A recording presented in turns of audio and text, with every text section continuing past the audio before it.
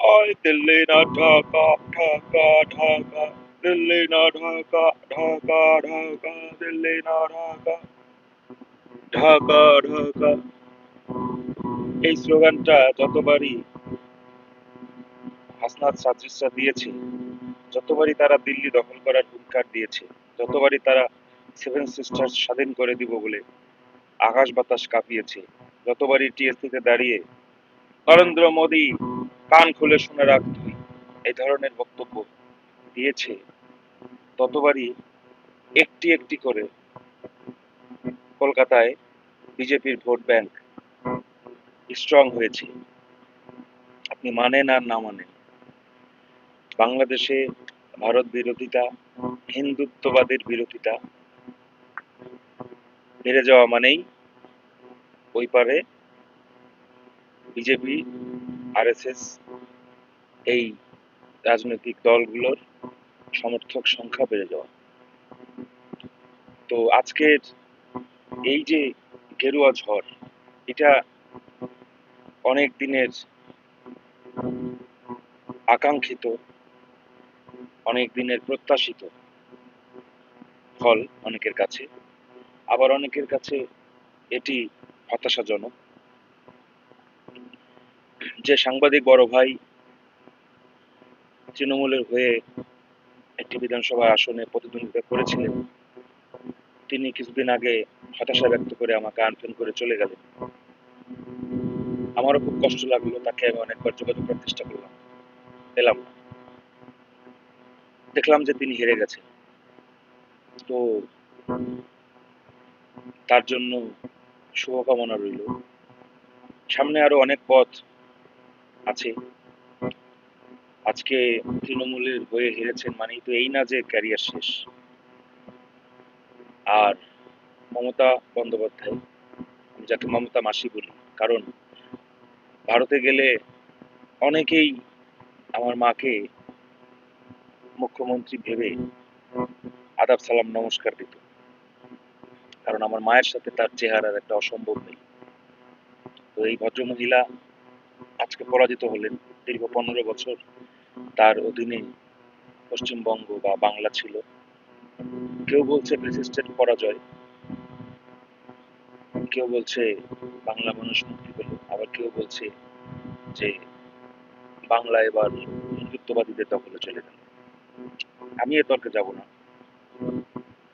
মমতা বন্দ্যোপাধ্যায় যেভাবে খুব আজকে দুপুরেও যেভাবে বলছিলেন যে তৃণমূলই ক্ষমতায় আসবে, তার ভাইপো যেভাবে ভারতের কেন্দ্রীয় স্বরাষ্ট্রমন্ত্রী অমিত শাহকে হুমকি ধামকি দিচ্ছিলেন, আপনি 4 তারিখের পরে থাইকেন দেখে নেব, তেমন একটা ভাব, এই ধরনের কথাবার্তাই বলছেন।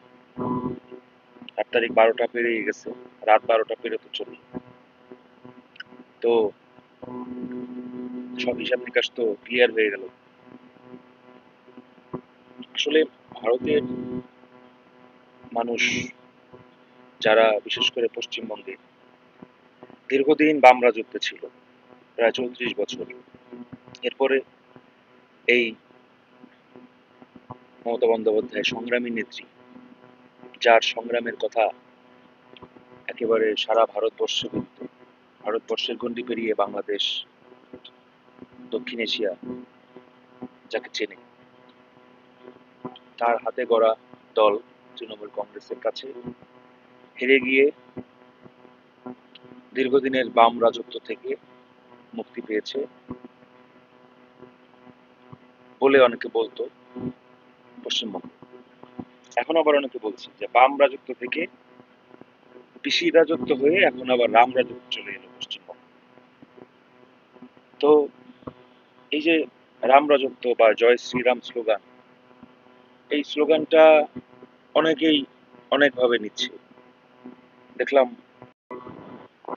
ভারতে যখন রাম মন্দির প্রতিষ্ঠিত হলো, তখন একজন সাধারণ হিন্দু হিসেবে আমি সেই রামের মূর্তিটা এত সুন্দর আমার কাছে লেগেছে, আমি সেটার প্রোফাইল পিকচার দিয়েছিলাম এবং লিখেছিলাম রঘুপতি রাঘব রাজা রাম। এর অর্থ হচ্ছে রঘুপতি বংশের রাজা রাম। এই কতটুকু লেখা মানেই তো এই না যে আমি কট্টর হিন্দুত্ববাদী বিজেপি পন্থী হয়ে গেল। ভারতের রাম মন্দিরে অনেক মুসলিম গিয়েও ঘুরে আসে, যেমন আজমির শরীফে অনেক হিন্দুরা যায়। আমি নিজে ঘুরে এসেছি। এখন যে বাবরি মসজিদ নিয়ে এত কথা, হুমায়ুন কবির যদি যেতে, তাহলে ওইখানে বাবরি মসজিদ অলরেডি কাজ শুরু হয়ে গেছে। বাংলায় বাবরি মসজিদ হবে। আর কষ্ট করে দূরে যাওয়া লাগবে না, অযোধ্যায় যাওয়া লাগবে না। অযোধ্যাটা তো আছেই, ওটা তো তাদেরকে জমি দেওয়া হয়েছে, তাদের কার্যক্রম চলছে। বাংলাতেই বাবরি মসজিদের কাজ অনেক দূরে গিয়েছে। এই হুমায়ুন কবিরও কিন্তু মমতাদির বিরুদ্ধে, তাকে কাছে না ডেকে দূরে ঠেলে দেওয়ার কারণে তিনি রিসেন্টলি টিভি 9 বাংলাকে বলেছেন এটা মমতাদির বলছে। অনেকে ভেবেছিল যে বিজেপির সরকার গঠন করতে এই হুমায়ুন কবিরকে লাগবে বা অন্য যে মুসলিম দলগুলো তাদেরকে লাগবে, কিন্তু সেটা লাগে নাই। আমি দীর্ঘদিন আগে যে ভবিষ্যৎবাণী করেছিলাম যে মেজরিটি নিয়ে জিতবে বিজেপি, সেটাই হয়েছে। আমার এই পোস্টগুলো, আমার কথাগুলো অনেকের কাছে খারাপ লেগেছে। কেউ কেউ আমাকে বাংলাদেশে বিজেপির মুখপাত্রও বলেছে, কিন্তু আমি কোনো রাজনৈতিক দলের সাথে সম্পৃক্ত নই। একজন সাবেক সাংবাদিক হিসেবে আমি যে নিউজগুলো দেখি, সেই নিউজগুলো আমার কাছে মনে হয় যে প্রচার করা উচিত, আমি সেই নিউজগুলো প্রচার করি। আমার কাছে যেটা মনে হয় যেটা হবে, যেটা দেখতে পাই। ডোনাল্ড ট্রাম্প ক্ষমতায় আসার আগে আমি বলেছিলাম ক্ষমতায় আসবে, এই চেঞ্জ হবে, সেগুলো কিন্তু হয়েছে, অনেকটাই মিলে গেছে। তো এখানেও একইভাবে আমি বলেছি, তার মানে এই না যে আমি তাদের থেকে কোনো সুযোগ সুবিধা পাই, সমর্থন পাই। যদি পেতাম তাহলে এই যে 18 মাস ধরে আমার বেতন ভাতা বন্ধ, মামলা চলে, আমাকে যেভাবে ডিম মেরে কর্মক্ষেত্র থেকে বিতাড়িত করা হয়েছে, এগুলো হওয়ার পরে আমি এখনো এই অবস্থায় থাকতাম, তাহলে তো সরাসরি দিল্লি থেকে ফোন আসতো আমার জন্য। 18 মাস ধরে একটা অফিসার, একটা বিসিএস অফিসারের বেতন ভাতা বন্ধ থাকা মানে হচ্ছে না, এটা কিন্তু অনেক বিশাল ব্যাপার। তো যাই হোক, আমি আজকে ভেবেছিলাম যে আমার তো খুশি হওয়ার কিছু নাই, বিজেপি দিচ্ছে তাতে কি হয়েছে, আমার বাড়ির পাশে শ্রীঅঙ্গন, এরা তো সাধু, এরা তো ওই ভারত ওই হিন্দুত্ববাদী শক্তিরই ভয় দেখায় দেখায় আমাকে, আমার জীবনটাকে নরক বানাই দিয়েছে। প্রশাসন পুলিশের কাছে অভিযোগের পর অভিযোগ এরা দিতে থাকে, এই অভিযোগ ভারত পর্যন্ত গেছে, আমার নামে আলাদা ফান্ড করা হয়েছে। আমি অনলাইনে কেনাকাটা করলে সেখানেও সমস্যা করে, আমার পণ্য দেয় না, আমাকে ভোগান্তির শিকার করে। স্থানীয় লোকাল মার্কেট থেকে কিনলে আমাকে খারাপ জিনিস দেয়, বেশি দাম রেখে দেয়। আমি 3 বছর আগে আইপিএস সিস্টেম করছিলাম এই গলচামটে আমার স্কুল ফ্রেন্ড রায়হানের মাধ্যমে। ও একটা মাদ্রাসা চালায়, প্রতি বছর মাদ্রাসার শিশুদের সাথে আমি অনাথদের সাথে আমি ইফতার করি ঈদের আগের দিন, এবং আমি আমার যথাসাধ্য ডোনেট করি। এবার আমি যাই, কেন যাইনি জানি, এত বিশ্বাস করে যারে দিয়ে আইপিএস আনাইলাম, সে আইপিএস এর মেশিন যেখানে 220 ভোল্ট আসার কথা সেখানে 320 ভোল্ট এতদিন প্রায় 3 বছর আমার বাড়িতে এই ভোল্টটা দিচ্ছে। এবং বাড়ির সামনে এই যে ডিজের অত্যাচার, এগুলো চোরাই লাইন দিয়ে করছে মন্দিরে, যার ফলে আমার বাড়ির অনেকগুলো টিভি, এলইডি টিভি, 2টা 3টা এলইডি টিভি নষ্ট হয়েছে। ফ্যানের ক্যাপাসিটর পড়ছে, ফ্যানের মোটর পড়ছে, তারপরে মোবাইল, ওয়ানপ্লাস মোবাইলের দাগ ছিল না, দাগ পড়ছে, স্ক্রিন চেঞ্জ করতে হয়েছে, অনেকদিন আমাকে অন্ধের মতো বসে থাকতে হয়েছে, আমি মোবাইল সেভাবে ব্যবহার করতে পারিনি। আমার ল্যাপটপে দাগ আসছে, ল্যাপটপ নষ্ট হয়েছে, ম্যাকবুকের ল্যাপটপ, অ্যাপেলের, খুব শখ করে কিনছিলাম প্রায় 2-3 বছর আগে, 1.5 লাখ টাকার উপরে দিয়ে। আরো অনেক কিছু নষ্ট হয়েছে। এবং সবচেয়ে বড় কথা হচ্ছে যে কোনো সময় বাড়িঘর পুড়ে যাওয়ার একটা আশঙ্কার মধ্যে ছিল। তো এইটা আমি রিসেন্টলি চেঞ্জ করতে সক্ষম হলাম আমার জমানো টাকা দিয়ে। তো গতকাল যে ছেলেটা আসছিল চেক করে আমাকে যখন এই ভয়াবহ তথ্য দিল, আমি সারা রাত ঘুমাইতে পারিনি, যে এতটা রিস্কের মধ্যে ছিলাম এবং এতগুলো যন্ত্রপাতি নষ্ট হয়েছে। আমি বারবার প্রশাসনকে জানিয়েছি, পুলিশকে জানিয়েছি। আমি এমনকি এমনভাবে আমাকে অ্যাডমিটও করে রাখছে যে আমি একটা দোকান থেকে একটা মিস্ত্রি আনবো, তাও আমার পক্ষে সম্ভব ছিল না। যাই হোক, এখন আমার এক হলের এক ছোট ভাইয়ের মাধ্যমে আমি চেঞ্জ করতে সক্ষম হয়েছি। এই কথাগুলো বললাম এই কারণে যে আপনারা যারা ভাবেন যে আমি আওয়ামী লীগের দালাল, হিন্দুত্ববাদীদের দালাল, আওয়ামী লীগের আমলে 15 বছর আমি শেখ হাসিনার ডিআই মশাই এবং তার নেতা কর্মীদের দ্বারাই নিষিদ্ধ হয়েছি। আমাকে বারবার বদলি করা হয়েছে, দণ্ড দেওয়া হয়েছে, আমার লাইফ হেল বানায় ফেলা হয়েছে। এখনো যে আমি ভালো আছি তা বললাম। তো আজকে আমি যতই নিউজ প্রচার করি না কেন, কারণ আমার জীবনে বিনোদনের অভাব। আমি যে একটা মানুষের সাথে কথা বলবো, কথা বলার মানুষটা নাই, আমাকে অ্যাড করে করে রাখছে বন্ধু মহল থেকে, আমাদের কর্মকর্তাদের সারাউন্ডিংস থেকে। এমনকি কিছুদিন ধরে আমি অফিসার্স ক্লাবে যাওয়া শুরু করছিলাম, একটু খেলাধুলা করতাম। এই 3 এপ্রিলের হামলায় আমার এতটাই আমার হাত পা ইনজিউর্ড, ডান হাতের কবজি এবং ডান পা, যে আমি ঠিকমতো হাঁটাচলাই করতে পারি না, খেলাধুলা করতে পারি না। তো আমার এই ওঠা বসাটাও বন্ধ হয়ে গেছে, খেলাধুলাটাও বন্ধ হয়ে গেছে। এখন ভারতের রাম মন্দির উদ্বোধনের সময় আমি রামের ছবি দিলেই যদি ভারতের দালাল হয়ে গেলাম, এরপরে পিনাকি ভট্টাচার্য আমাকে নিয়ে ভিডিও বানাইলো, এরপর আমার লাইফ ফেল হয়ে গেল, পুরো মৌলবাদী গোষ্ঠী তারা আমার বিরুদ্ধে ভেবে গেল। আরে ভাই, আপনারা একটু যাচাই করে দেখলেন না যে ফরিদপুরে আমি আমার বাড়ি ঘরের কি অবস্থা, আমি এতটা নির্যাতিত কেন? নাকি এই শ্রীঅঙ্গনের হিন্দু মৌলবাদীদের ইন্ধনেই আপনারা আমার উপরে এই টর্চার করলেন, একদম হামলা করলেন? যাই হোক, আজকে সন্ধ্যার দিকে একটু ঘুমাইছিলাম, শরীরটা খারাপ লাগতেছিল, হঠাৎ করে ধম ধম ধম হুতাহুতিতে আমার ঘুম ভাঙলো। কিসের আওয়াজ? ওইটা দেখি যে ডান পাশে আমার জমি দখল করে এই যে ফরিদপুর জেলা হিন্দু বৌদ্ধ খ্রিস্টান ঐক্য পরিষদের সদস্য সুমন রায়, তাদের বাড়িতে পাটা পোতাপুতি হচ্ছে। সে বিশাল বড় নেতা, তার নেতা শেখ হাসিনার বিয়ে ইঞ্জিনিয়ার খন্দকার মোশাররফ হোসেনের সাবেক বিএস সত্যজিৎ মুখার্জির সদস্য সচিব হয়েছেন ওই কমিটির, আর ওরা সদস্য বানিয়েছে। এরা এখন উদযাপন করবে, এটাই স্বাভাবিক, কারণ হিন্দু ধর্মীয় নেতা সে, একটা বড় নেতা, জেলা পর্যায়ে সদস্য হয়ে পাওয়া বিশাল ব্যাপার। তো ঠিক আছে ভাই, উদযাপন তুমি করো, তুমি বিরিয়ানি খাও, সমস্যা নেই। তুমি পাটা পুতা দিয়ে গুতা দিয়ে মানে আমার এবং আমার দেয়ালে গুতা দিয়ে তুমি আমার ঘুম ভাঙাইয়া তোমার উদযাপন করার দরকার নেই। আমি দেখলাম যে এলাকা ভরে ঢাকঢোল পিটাপিটি, মানে খুব, মানে আমাকে বোঝানোর চেষ্টা করতেছে যে এতদিন ধরে খাইছি, এখন তো বিজেপি চলে এসে কাছাকাছি, এখন তো আরো ধরে খাবো।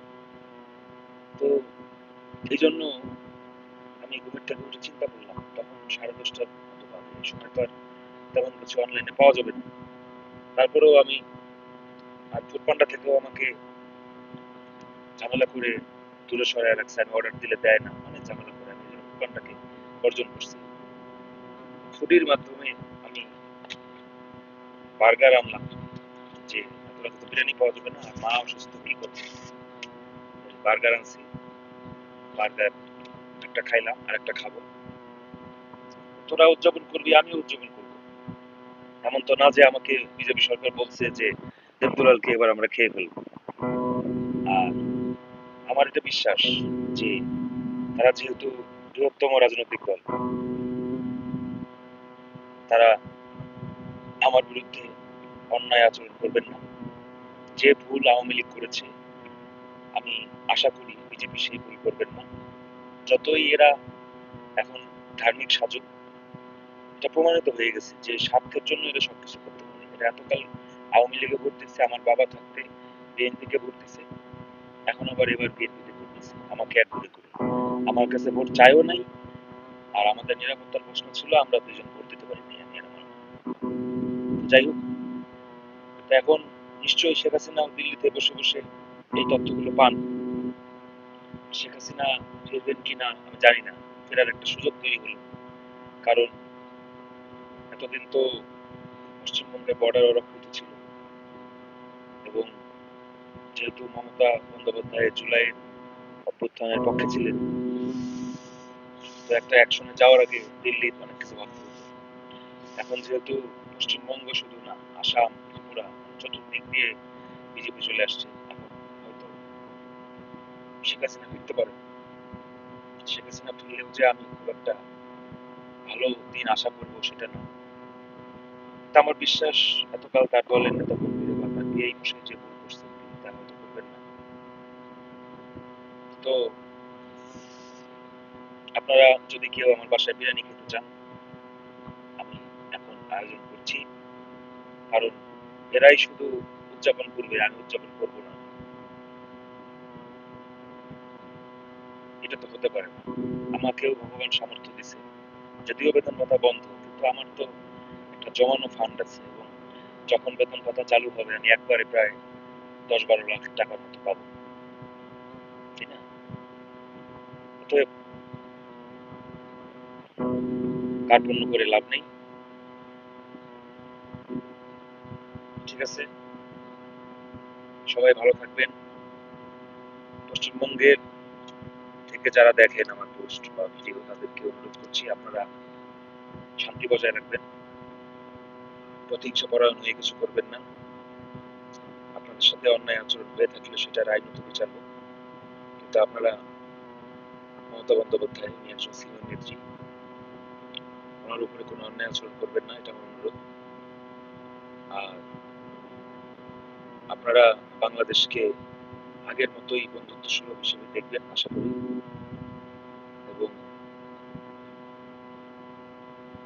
সবসময় এই যে দুই বাংলার যে সাংস্কৃতিক ভাষাগত যে বিভিন্ন রকম মেলবন্ধন, এই আত্মার সম্পর্কটা আশা করি টিকে থাকবে, যেই ক্ষমতা থাকুক না। জয় বাংলা বাংলাদেশের স্লোগান, মুক্তিযুদ্ধের স্লোগান। এই জয় বাংলা বলতে গিয়ে আমি মবের শিকার হয়েছিলাম লালমনিরহাট সরকারি কলেজে। আমার কলেজের রাস্তাটা, কলেজের গেটের পাশে রাস্তাটা পেরোলেই লালমনিরহাট বিমানবন্দর, যেখানে দ্বিতীয় বিশ্বযুদ্ধের ঘাঁটি ছিল, যেটা নিয়ে এত আলোচনা যে চীন পাকিস্তান নাকি ওইখানে এসে ঘাঁটি কাটতেছে, ভারতের সেভেন সিস্টার্স নাকি ভেঙে দিবে। তো এখন তো লালমনিরহাটে 3টা আসনেই বিএনপি জিতছে, দেখা যাক কি হয়। যদিও পুরা রংপুর অঞ্চল এবং সীমান্তের কাছাকাছি জামাত অধ্যুষিত, আর যখনই জামাত জিতে গেল ওইদিকে, তখনই কিন্তু ওইদিকে বিজেপি জেতাটা অনেকটা কনফার্ম ছিল। কারণ এই যে ভারত বিদ্বেষী স্লোগান, এগুলো কিন্তু শুধু আমরা দেখি না, ভারতের দাদা দিদিরাও দেখে। পুরা পশ্চিমবঙ্গ তো শুধু না, প্রতিটা স্টেটে দেখে এই ভিডিওগুলো। তারা কি মনে করে যে আজকে তারা সেভেন সিস্টার্স ভেঙে দিবে, কালকে দিল্লি দখল করবে, এই যে হুমকিগুলো, হুঙ্কারগুলো, ভারতের যারা হিন্দু তারা কি মনে করে, তাহলে কি আসলেই এই মমতা বন্দ্যোপাধ্যায়ের মাধ্যমে দিল্লি দখল হয়ে যাবে, ভারত দখল হয়ে যাবে? তাহলে আমরা কি পূজা করতে পারবো না? তাহলে আমরা কি মানে আমাদের যে ডেমোগ্রাফিক ডিভিডেন্ড যেটা বলে, পুরা নৃতাত্ত্বিক চেঞ্জ হয়ে যাবে? এই আতঙ্ক থেকেই আমার মনে হয় যে হিন্দু ভোট সব ওই বিজেপি শুভেন্দুদের ভোট ব্যাংকে পড়েছে, যেটা আগে ভাগ হয়ে যেত, বাম কিছু পেত, কংগ্রেস কিছু পেত, বিজেপি কিছু পেত, তৃণমূল কিছু পেত। এখন আমার মনে হয় যে মুসলিম ভোট সব তৃণমূল দিদি পেয়েছেন, কিন্তু যেখানে যেখানে হুমায়ুন কবিরের মতো প্রার্থী ছিলেন তারাও কিছু পেয়েছেন, কিন্তু হিন্দু ভোট আর ভাগ হয়নি আমার মনে হয় খুব বেশি। Hindu vote maximum BJP vote বাক্সে পড়েছে, যার ফল এই নির্বাচনে এই ফল। যাই হোক, আমি খুব সামান্য মানুষ, আমার পক্ষ থেকে আপনারা দীর্ঘদিন প্রেডিকশন দেখে আসছেন, আমার বিভিন্ন মতামত। সবচেয়ে বড় কথা কি, আমার যে স্টুডেন্টরা যারা চাকরি পরীক্ষা দিচ্ছে বা দেয়, তাদের জন্যই মূলত এই পোস্টগুলো করা, যাতে তারা সবসময় আপডেটেড থাকে যে আশপাশে কি হচ্ছে, সাম্প্রতিক বিষয়গুলো নিয়ে তারা যাতে সবসময় ওয়াকিবহাল থাকে। এই জন্যই এই পোস্টগুলো দেয়া। তো আজ থেকে আর এই পোস্টগুলো খুব বেশি দেখবেন না, কারণ নির্বাচন তো শেষ। তারপরেও আন্তর্জাতিক, জাতীয় বিভিন্ন বিষয়ে আমার পোস্টগুলো আপনারা দেখবেন। আমি আবারও বলছি, এগুলো শুধুমাত্র এডুকেশনাল পারপাস, এগুলো এর সাথে কোনো রাজনীতি জড়িত নেই, আর আমার কিছু পাওয়ারও নেই, কারণ আমি একজন সামান্য শিক্ষক এবং একজন একজন সরকারি কর্মচারী, আমার রাজনীতিতে জড়ানোর কোনো সুযোগ নেই। ঠিক আছে? আর আরেকটা কথা বলে রাখি, আপনারা শুধু আমার পোস্ট দেখেন না, আমার পোস্ট কিন্তু সেই সারা বিশ্ব থেকে মানুষ দেখে। আমার পোস্টের নিচে দেখা যায় যে কোন দেশ থেকে কতজন দেখছে। এবং আমি যেটা জানতে পেরেছি যে বাংলাদেশে মাননীয় প্রধানমন্ত্রী, মাননীয় স্বরাষ্ট্রমন্ত্রী থেকে শুরু করে সাবেক প্রধানমন্ত্রী শেখ হাসিনা, এমনকি ভারতের প্রধানমন্ত্রী নরেন্দ্র মোদী, পশ্চিমবঙ্গের যারা, তারাও অনেকেই আমার পোস্ট দেখে থাকেন। যদি না দেখতেন তাহলে একজন তৃণমূলের বিধানসভার প্রার্থী, একজন এমপি প্রার্থী, তিনি আমাকে এইভাবে আনফ্রেন্ড করে চলে যেতেন। তার মানে সবাই দেখে। আমার কিছু পোস্ট ভালো লাগবে, কিছু পোস্ট খারাপ লাগবে, এটাই স্বাভাবিক। আমি তো আর কোনো বিশেষ দলের এজেন্ডা বাস্তবায়ন করি না। তো এটুকুই বলার ছিল। আমার যে স্লোগান সেটাই আমি বলবো, জয় বাংলা। তৃণমূল টিকে থাকবে কি থাকবে না আমি জানি না, হয়তো ফিরহাদ হাকিমের নেতৃত্বে বিধানসভায় তৃণমূল বিরোধী দলের ভূমিকা পালন করবে, কিন্তু এরপরে মমতা দিয়ে দলের জায়গা হারাবেন কিনা এটাও একটা প্রশ্নের, কারণ উনি তো কোনো আসনে জিততে পারেননি। আর মমতা দিয়ে চলে গেলে তৃণমূল কয় ভাগ হয় এটাও এখন দেখার প্রশ্ন। তো আমার মনে হচ্ছে বিজেপি আর কংগ্রেস এই দুটো দলই মূলত থাকবে পশ্চিমবঙ্গে। আর কংগ্রেসের অধীর বাবুর সাথে এই ধরনের একটা, তাদের, তার বিভিন্ন কথাবার্তা এরকম একটা ইঙ্গিত পেয়েছে, যদিও তিনি জিততে পারেননি। তিনি তৃণমূলের বিরুদ্ধে সরব ছিলেন শুরু থেকে, বিজেপির বিরুদ্ধে অতটা সরব কিন্তু তাকে দেখা যায়নি। কেন্দ্রীয় দল দুটো পশ্চিমবঙ্গের দখল নিয়ে নিল, স্থানীয় দল তৃণমূল বলতে গেলে বিরোধী দলে গেল, কিন্তু এখন অস্তিত্বের লড়াইয়ে না। তৃণমূলের জন্য শুভকামনা, বিজেপি, কংগ্রেস, বাম, সবার জন্য শুভকামনা রইল। শুভকামনা রইল হুমায়ুন কবির এবং তার বাবরি মসজিদের জন্য। কারণ রাম মন্দির যেমন দরকার, বাবরি মসজিদের তেমন দরকার। হিন্দুরা পূজা অর্চনা করবে, কাউকে বিরক্ত করবে না। আবার মুসলিমরাও নামাজ পড়বে, রোজা রাখবে, তাদের জন্য মসজিদের দরকার আছে। আমি আবারও বিজেপিকে এই ল্যান্ডস্লাইড ভিক্টরির জন্য অভিনন্দন জানাচ্ছি। 50 বছরের ইতিহাসে এমন পশ্চিমবঙ্গে এমন ভিক্টরি আসেনি, আর তারা তো এই প্রথম জিতেছে। জানি না আগামী 15 বছর না 30 বছর না কত বছর তারা এই সাফল্যের ধারা বজায় রাখবে, অর্থাৎ নবান্ন বা পশ্চিমবঙ্গের মসনদে থাকবে। আমি শুধু যেটা চাই যে মানুষ, সাধারণ মানুষ ভালো থাকছে কিনা, তারা চাকরি পাচ্ছে কিনা, দুর্নীতি বন্ধ হচ্ছে কিনা, দুই বাংলাতেই দুর্নীতি বন্ধ হোক, সাধারণ মানুষজন খেয়ে পরে বাঁচুক। যারা পরিযায়ী শ্রমিক, যারা সামান্য ছোট কাজ করার জন্য ট্রেনে করে হাজার হাজার মাইল পাড়ি দিয়ে দূরে চাকরি করে পরিবার বাংলায় রেখে, তারা আবার বাংলায় ফিরে আসুক, তারা বাংলায় কাজ পাক। আর প্রয়োজনে আমাদের বাংলাদেশ থেকেও স্কিল্ড ওয়ার্কার বা যারা মেধাবী চাকরিজীবী তাদেরকে নেওয়া হোক। যেমন ভাবে ভারতীয়রা বাংলাদেশে চাকরি করছে, তেমন ভাবে ভারতেও বাংলাদেশিদের একটা চাকরির জায়গা হোক, বন্ধুত্ব বজায় থাকুক। জয় বাংলা। আগে বার্গার খেয়ে উদযাপন, এরপরে কাচ্চি বিরিয়ানি হবে কাচ্চি বিরিয়ানি।